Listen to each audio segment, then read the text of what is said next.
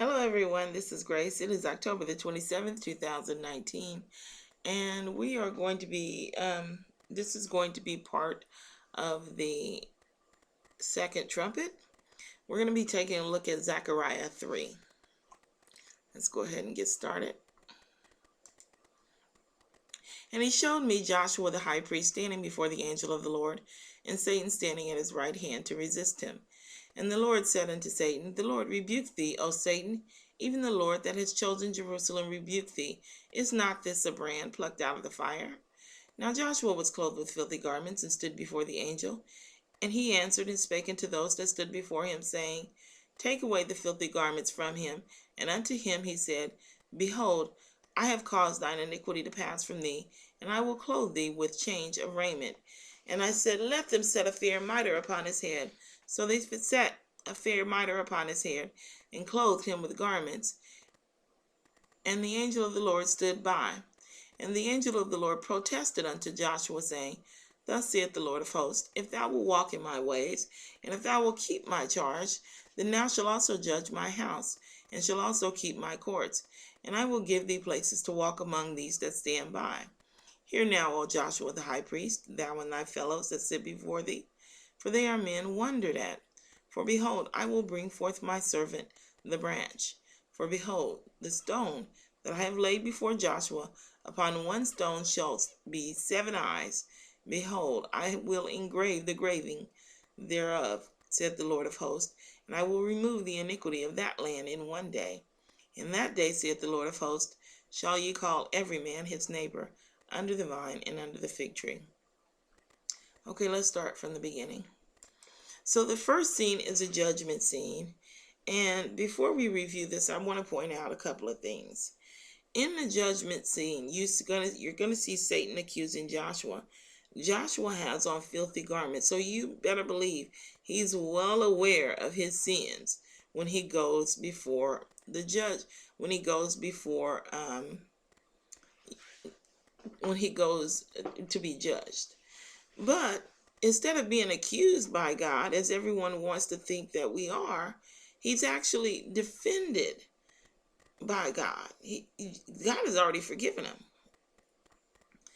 God has already forgiven him. Yahushua is going to plead with Joshua to forgive himself. If you pay attention, that's really what's happening. Satan is standing there accusing Joshua, reminding Joshua of his sins. And Joshua is sitting there. Listen, we care so much about our reputations in this world. We care what our neighbors think about us. We care what we even care what our enemies think about us. We all want a spotless reputation, and even if we're guilty, the shame is just too much. So can you imagine what it is like if you are, say, in heaven and sinful, and here you are, you're hating your brethren because their garden is nicer than yours, and you want to kill them because their fruit was bigger than yours.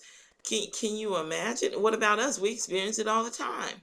We tell someone the truth, they hate us for telling them the truth. What?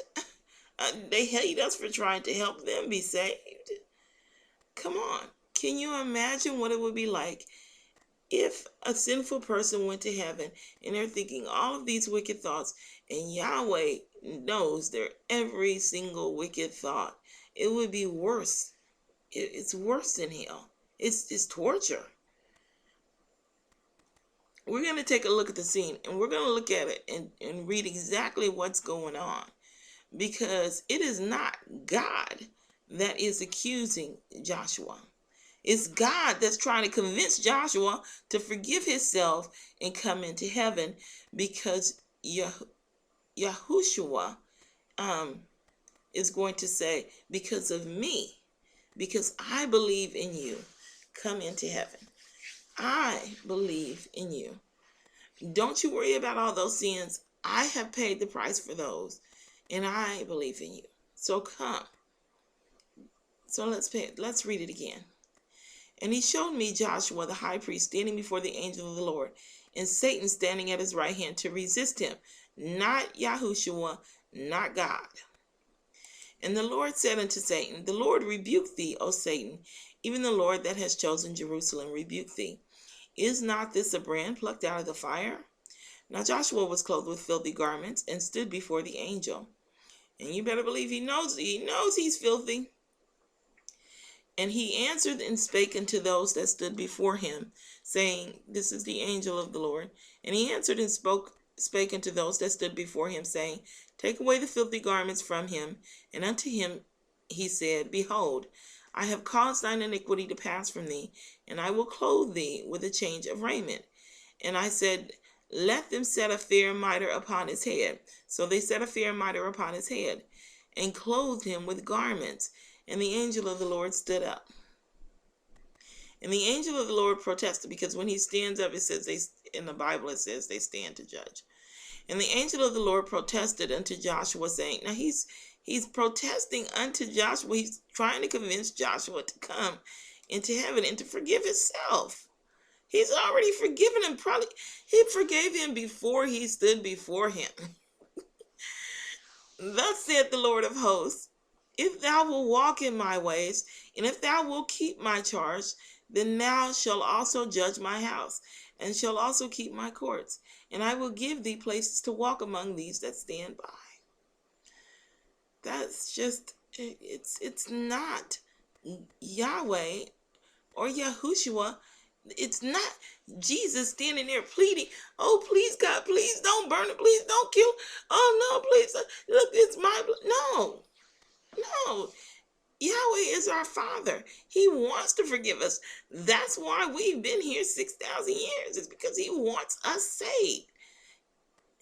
It's not because he wants, he doesn't want any to perish.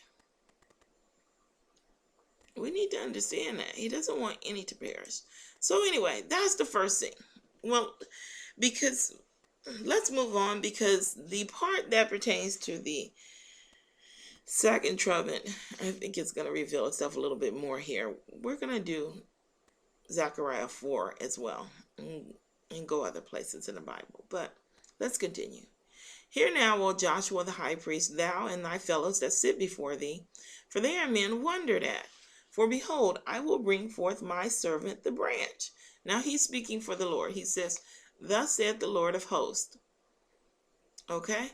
Hear now, O Joshua the high priest, thou and thy fellows that sit before thee, for they are men wondered at. We know that judgment begins at the house of God.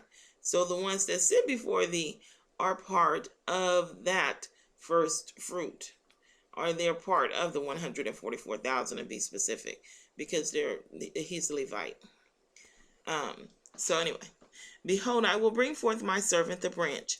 For behold, the stone that I have laid before Joshua, upon one stone shall be 7 eyes. Remember, 7 eyes denotes all wisdom. They can see the hearts and reins of men. They know their motives. They know if they mean good or if they mean bad, and they're able to judge appropriately once they have that wisdom. Behold, I will engrave the graving thereof, saith the Lord of hosts, and I will remove the iniquity of that land in one day. In that day, saith the Lord of hosts, shall ye call every man his neighbor under the vine and under the fig tree. So the stone that he has laid before Joshua has all wisdom. And he is going to remove the iniquity of the land in one day. I think we know what he's talking about here from the previous study that we had. He's talking about the judgment of the church. He's going to remove the iniquity of the land. That's America. And he's going to call every man his neighbor under the vine and under the fig tree, because the only ones that are going to make it through are the saved. When you go through the judgment, that's it. All right, we're just gonna stop this here, And then we're going to pick up and we're going to take a look at Zechariah 4 in the next video. And if I will need to expand upon this interpretation, we'll do it there. Alrighty. Yahweh bless.